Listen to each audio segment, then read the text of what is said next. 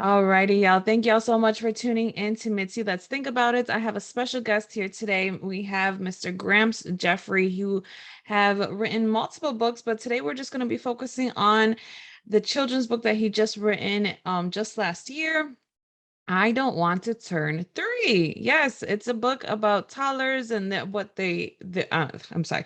It's a book about their perspective and what they're going through. And Gramps, if you don't mind, just telling a little bit more about yourself. Sure. I appreciate you inviting me, Mitzi.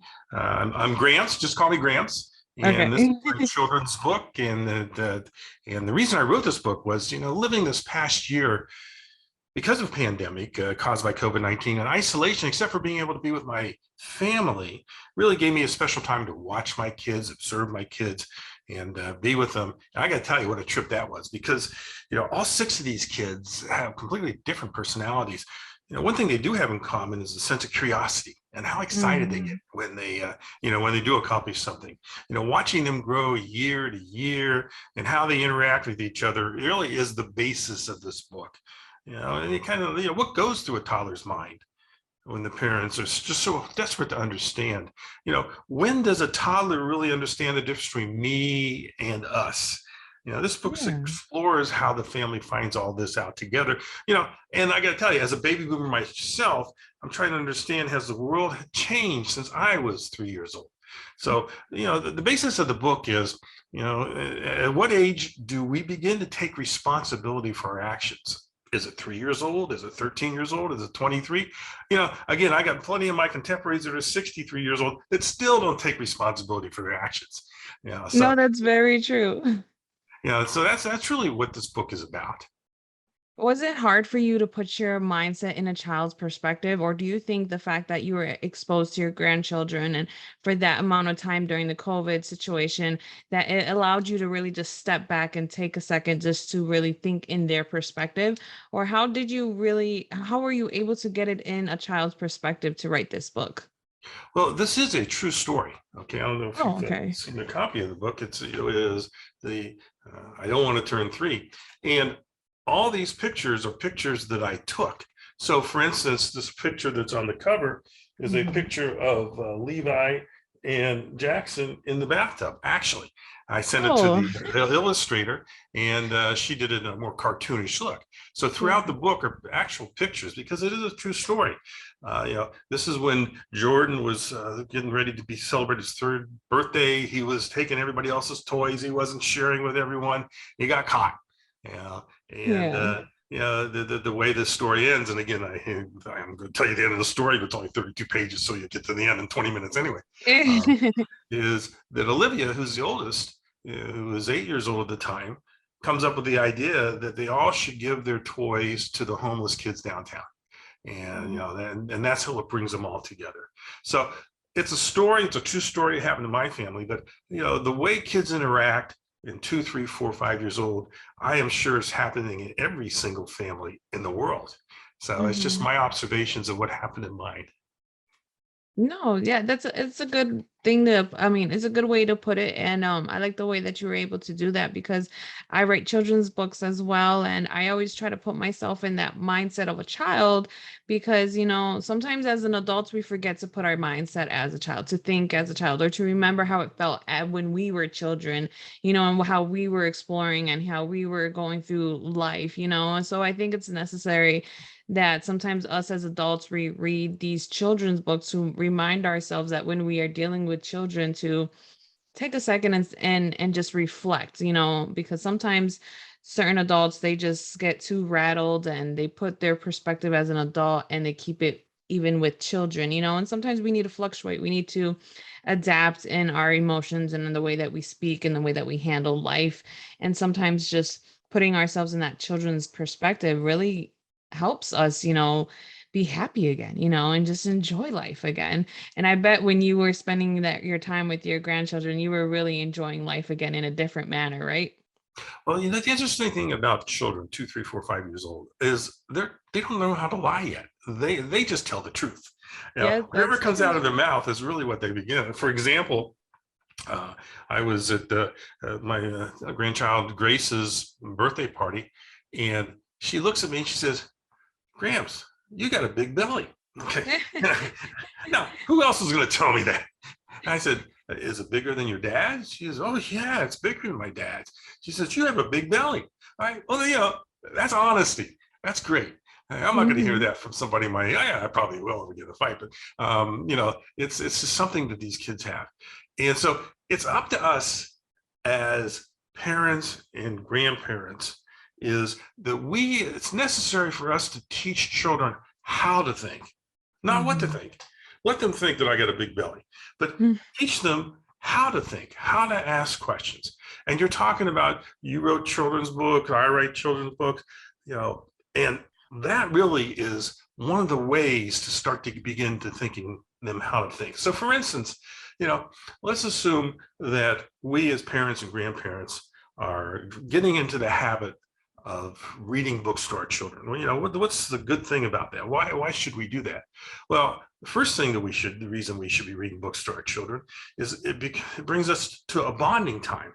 So Mhm. you get 20 minutes, you got a child sitting on your lap, you're reading through a book. That's real bonding. It's a nice way to spend time together.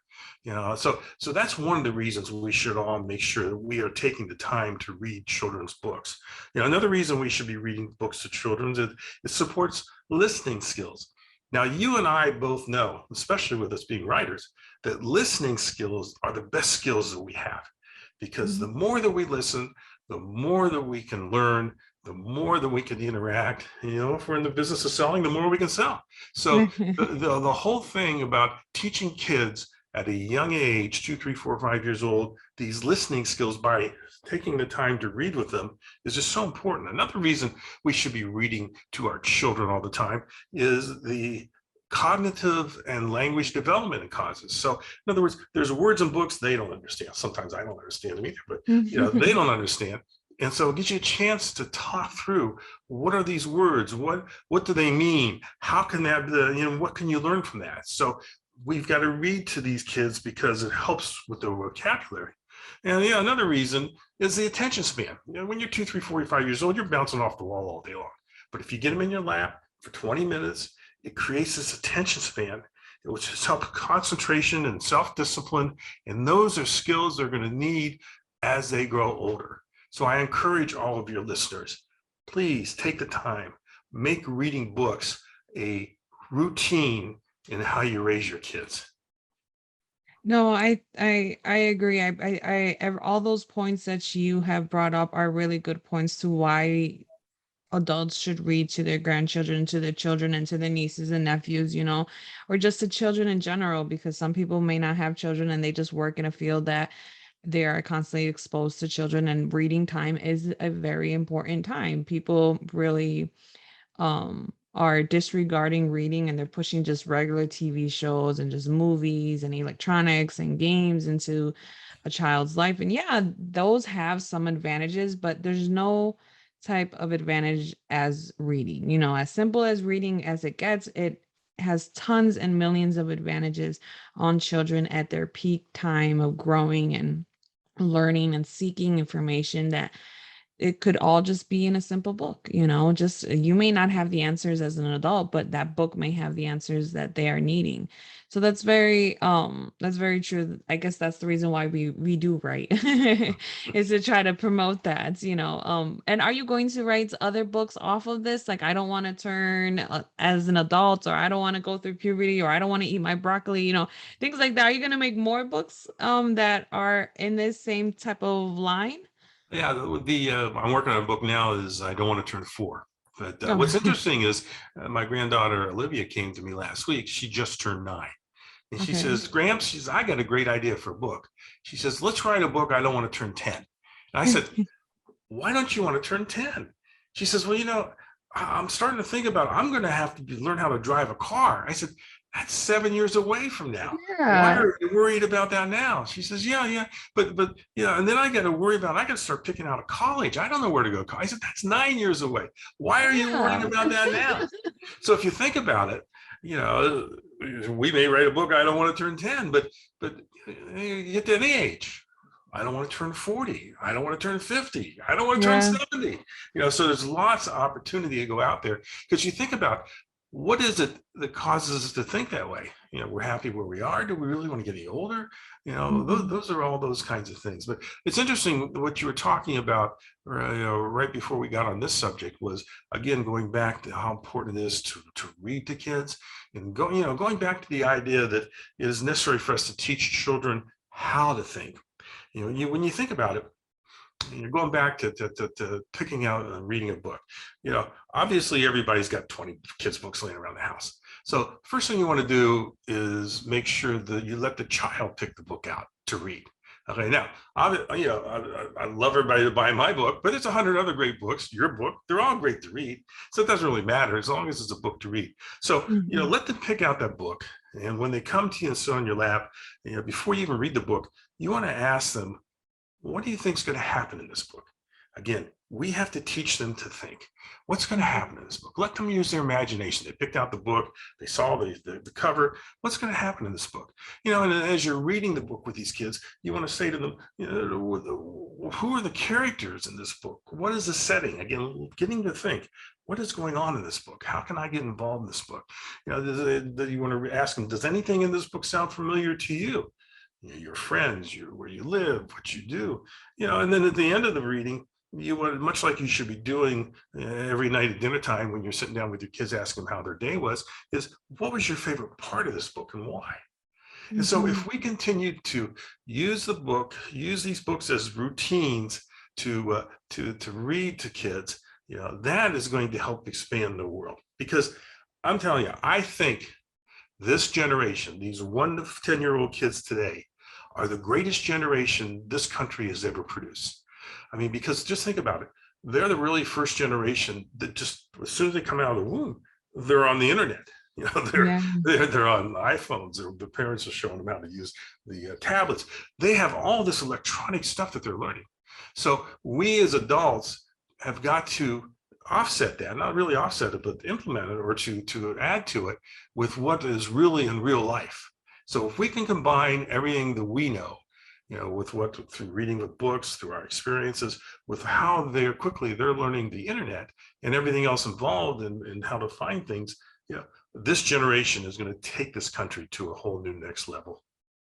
Yeah, I absolutely agree because once we start stimulating these children's mind in a different way, or just in general, because sometimes certain kids don't even get their mind stimulated, they're just robotic and they're just stuck in a certain routine that it doesn't allow their mind to be stimulated, or they get pushed to have a certain mindset without even having allowing them to explore, because it's like you said, instead of teaching kids what to think, we should teach kids how to think, because how to think on their own will start a different movement within themselves. They'll learn what they like, what they don't like, what they want to, what they even want to learn. So I applaud you as a writer that you were able to just write a book about children, for children in a children's perspective, because it will help many children out there to excuse me, to start thinking in a different way, like, what, this kid doesn't want to do that, but I like doing this,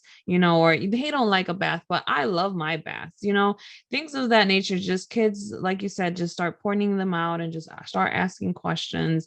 That's a great way to get kids more stimulated in their environments, and just to acknowledge what's going on besides watching other kids play with toys, or things of that nature. So I think that's great way of putting kids in a different state of mind. When did you start writing children's books, if you don't mind? Was it when you went through the pandemic, or because I Yeah, know I you've just written other started. books? I mean, COVID is what brought this on. I wouldn't be doing this unless I was alone with all these kids with COVID. But, I want to talk about something you just kind of touched on, which, you were talking about how we have to influence these kids. We have America is much different today than when I grew up. When Mhm. I grew up in a small town in Ohio. My uncle lived up the street. My grandmother lived 2 blocks away, and we had one whole family. Because in today's world, it takes a lot of people to raise a kid. Yes. Especially if you're a single family, and things like that. You need your aunts and your uncles and your grandmas and your cousins, and you need your friends to help raise the kids. It goes back to Hillary Clinton's book. It takes a village. It does take a village to raise a child. But Mm-hmm. in today's world, it's different than it was when I was growing up. I mean, using me as an example, I live here in Scottsdale, Arizona. Two of my grandkids live, a few blocks away from me, but I've got two other grandkids in Austin, Texas. I've got two other grandkids in Orlando, Florida. So we're scattered all over the place. And so Mm-hmm. how do you become part of their routine? What is it? How do they remember who you are so that can really help influence them to make a difference? So that's a real challenge of my generation, the baby boomer generation. We got kids scattered everywhere, because little kids aren't going to call you. They're not going to pick up the phone call and say, "Hey, Gramps, how you doing today?" Hey, that's not Yeah. going to happen. They're concentrated on what they're doing. So I'll tell you what we did, and possibly your listeners have other ideas that they did to try to keep in touch with all their kids around the country. But I had all the kids here, had six of the kids here for about 6 weeks, and so they got familiar with my house and so forth before they went home during COVID. And for some reason, little kids, 2, 3, 4, 5 years old, love dinosaurs. I don't know why, but they all, and it's not just my kids, they're friends. It's their kind of way of breaking the ice, start talking Mm-hmm. about dinosaurs. They all know the names of these dinosaurs. They know which ones eat meat. They can tell you, who their friends are. Yeah, as far as I'm concerned, dinosaurs are small, medium, and large, but these little 2, 3, 4 year olds, they say these long words of dinosaurs like it's nothing to them. Yeah. So knowing that they had all of them had this love for dinosaurs, what we decided to do, we have 6 dinosaurs here at our house, is when the kids from Texas and Florida left, we decided that every night we're going to put the dinosaurs someplace else in the house. So, for instance, one night they were in the refrigerator eating blueberries. The next night they were by the sink with grandma washing dishes and they had soap on their noses. The next night they were playing the piano. Another night they were walking up the steps. So this went on for 50 different nights inside and outside the house. So we then started to become part of their routine. So what happened was they'd take their bath, mom and dad would read the book, and then they would say to mom and dad, "What are the dinosaurs doing tonight?" So they would call my wife's iPhone so we could do FaceTime, and they say, "Where's Gramps? Where's Gramps? What are the dinosaurs doing tonight?" So that gave us a way to keep in touch with these kids that weren't down the block from us. Gave us a way for us to make an influence on their life, and gave us a way to again challenge them by teaching them how to think. What are the dinosaurs doing tonight? So that was just something that we did. I'm sure your listeners can come up with other things they are, but we have got to reach out, and especially during these hard times caused by all this sickness, is to keep in touch with these kids and help them grow. No, I most definitely agree. We need to start helping the next generation grow because they are getting filled with so much information and so much information is accessible to them. They may not fully understand all of the information, but sometimes I have noticed is that kids will start to just put two and two together to whatever makes sense in their mind. So once children and adults actually start talking and communicating about what's going on in the child's mind, then the adult can have a better way of giving them the information that will actually make sense in the right way. So like you said, we don't know. I mean, as an adult, I don't know all of the dinosaur names. I don't, but the child does. But because we understand where the time frame of dinosaurs, we're able to help the child put the information that they know in a certain time frame, and we can combine and work together, and that's what I think adults need to do as well, because as I mean me being a first time mother, I just had my child just a month ago, and I'm just thinking of all these ways I want to incorporate reading and learning and all these tactics that help my child grow in the best manner for him without having to depend on an iPad. And it's hard, sometimes I have to read other people's books about how to best to do this type of things. And I think the more that we communicate with each other as adults and letting each other know that, oh, somebody else has an idea of better way of doing something, is a nice way that everybody, the village, can all work together. And that's what people need to do, is just all work together for the common good of the next generation, because once we die, what's going to happen? Nobody knows, because we're going to be dead. It's interesting that you say that because, if you take a look at the pandemic and what's happened, 16% of the population is 65 years and older, yet 75% of the COVID deaths are coming out of that same age group. So we are losing this whole generation, my age generation, much quicker than we should be. Hmm. And so, you've got to take advantage of each one of the days that you have. Now, along those same lines, the pandemic has kids reading less. Okay, they're reading less because of the pandemic. According to the United Nations Educational, Science, and Cultural Organization, I think called UNESCO, uh, there are 584 million children worldwide today that are experiencing reading difficulties. Okay, oh, yeah, that's a lot of kids. Now, before the pandemic, there were 460 million. Okay, now there's 584 million. That is a 20% rise around the world of kids that are having reading difficulties. This wipes out 2 decades of educational gains, that the UN has been working on to get people to read. Think about that. We've got to make that up. That just happened over the last couple of years. The Stanford Graduate School of Education released a study reporting that second and third graders' reading fluency is now 30% behind what is expected in a typical year. That is important because reading fluency really helps you do broader problems and learn more things, whether it's in later years, whether it's on math. You've got to be able to read. Step back and think about that. Those are dramatic things that just happened over the last couple of years. So we as adults have got to step in there, and we have got to make up for that. We have got to make that part of our routine. And now I'm talking to grandparents because, the grandparents, we figure, hey, if we raised our kids are going to take care of them. If we did a good job, they'll take them. We got to jump back in, because when you think about it, these kids are only going to be young for, you got like 18 years to influence, really less because of the teenage years, but you only have a few years to influence them, and, we, as we've learned from the COVID-19, could be here today, but gone tomorrow. So we have got to take that time. We've got to make sure that we are starting to influence these kids. And because, when you get my age, you got a lot of decades behind you. And a lot of decades means you've had a lot of failures, but failures help you become wiser, help you Hmm. understand more. And we have got to be able to share that with these kids so that can offset all the stuff that they're learning on the internet, which is great, so that they can really do become the greatest generation ever. No, that's very true. And to be honest, I didn't know that about the stats that you were able to provide us. So I thank you for that, because that is kind of surprising to know that children are choosing to read less, and adults are not enforcing them to even read. And that is very surprising, because we read all the time.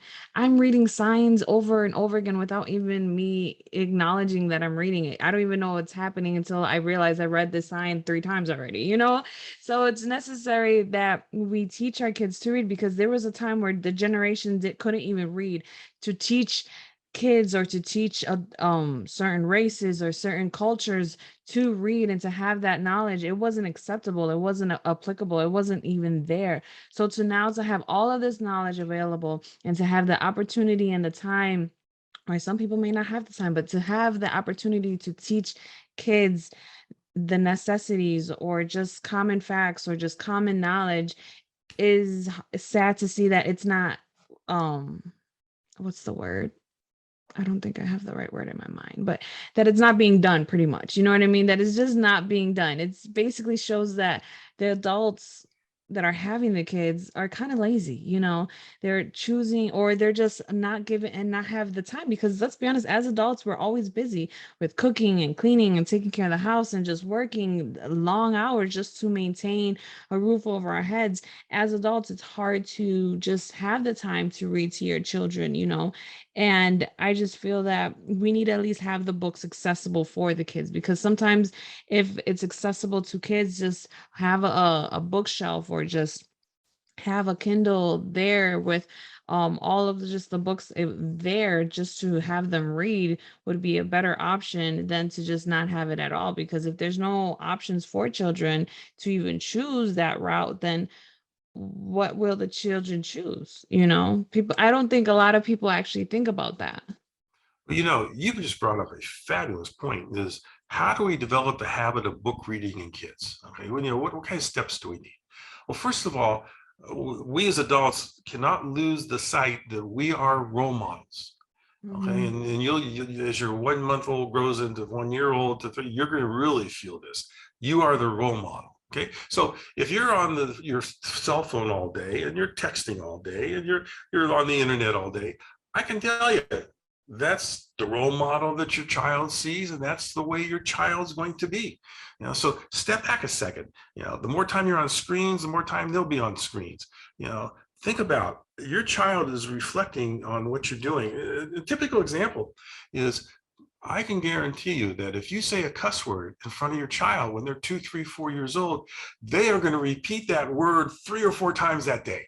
That's very Absolutely. true. Now, what you need to do if you say a cuss word very quickly, start to offset it with things that they like right after you say your cuss word, say blueberries and dinosaurs and bananas. You know, hopefully that'll deflect it. But you are the role model. So never lose sight that you're the role model. So how are we going to get kids to read more? You read more. Let them watch you read, whether it's a magazine or a book or the newspaper. Have them see you do that. You know, make sure that you get a bedtime reading routine with them. Okay. You know, in our case, they go to bed, take a bath, and they read. Okay. That's got to be part of every family. It's got to be a routine. It can't be hit or miss for a couple of nights a week. It's got to happen every single night. And like you said, have a specific time or place, a study, a library, where the books are together. It could be in their room. It could be in your living room. It could be in your kitchen, wherever it is that you can have a place for them that they know this is my reading room. This is where I've got. And so that they have a specific space to have a little library, library within your own house, and you want to make Mhm. sure that you have colorful books like my book and several others that are there to track visually so that they know it's something that's fun to do, Mhm. and understand what your kids natural tendency are. Do they like to read by themselves? Do they like to have you read to them? But encourage whatever way it is that they really like it. They like to share the book together, and last of all, just limit time, screen time. It doesn't have to be 8 hours a day. Limit it a couple of 3 hours a day. If you kind of pull all that together, then you can start to develop a habit of book reading in kids that you were just talking about. Yeah, thank you. No, I think that's very greatly said. I like the way that you're able to put it. Sometimes I get a little tongue-tied and I lose my train of thought in the middle of speaking. So I thank you for that. Is there anything else that you'd like to share with my audience? Because I everything that you said so far has been great advice and it's been a great conversation so far. Is there anything else that you'd like to share with your perspective with being a writer and just being around your grandchildren and having your own children and just your overall experience as an individual? Well, we were talking about that it's necessary to teach children how to think and the questions to ask them so they start to think.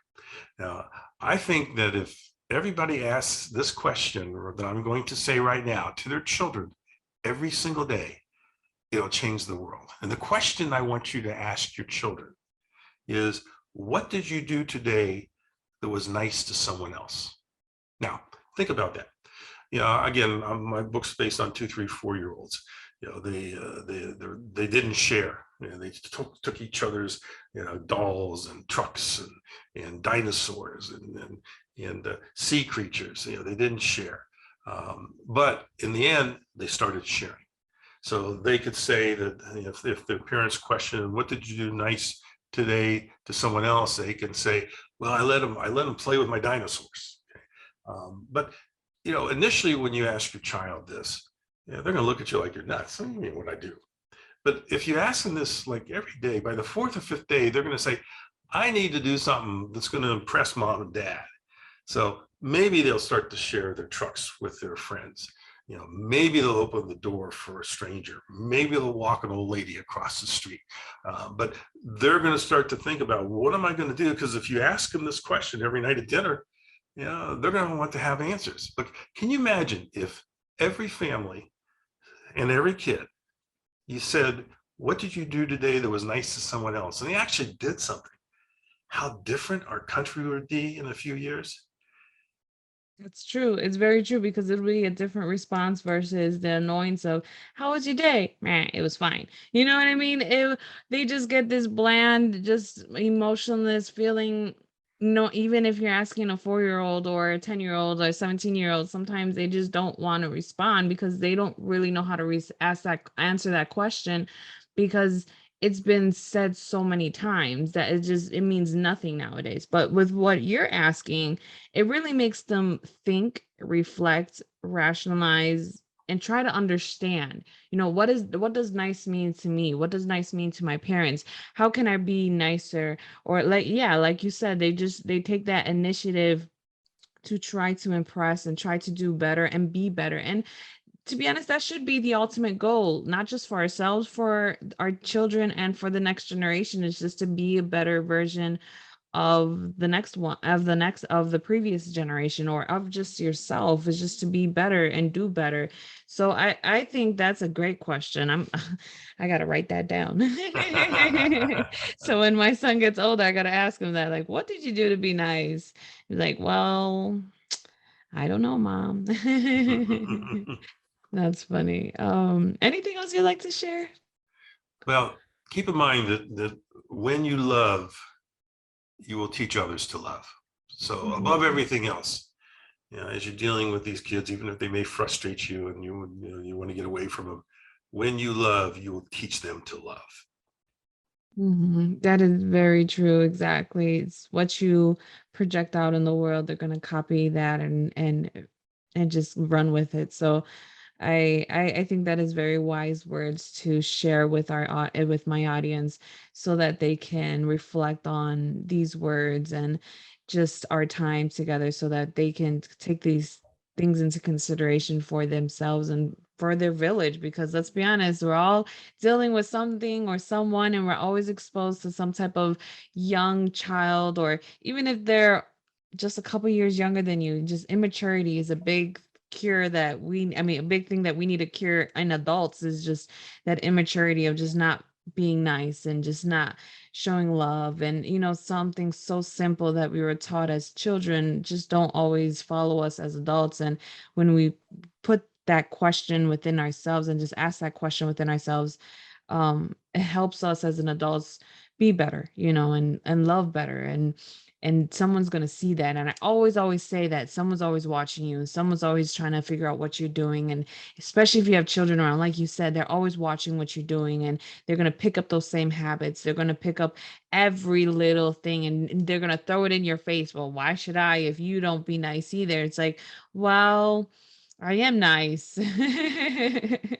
So yes, I think that is very true. That is very true. Well, thank you so much, Gramps. I greatly appreciate your opinions, your statements, and the overall fact that you were able to produce out this book and have it published and to share with the world, because I know I'm gonna get my copy. I'm gonna order my copy soon so that I can have my child think about this when he gets older, because this is something that people always gonna want to people this is something that people need to consider as well.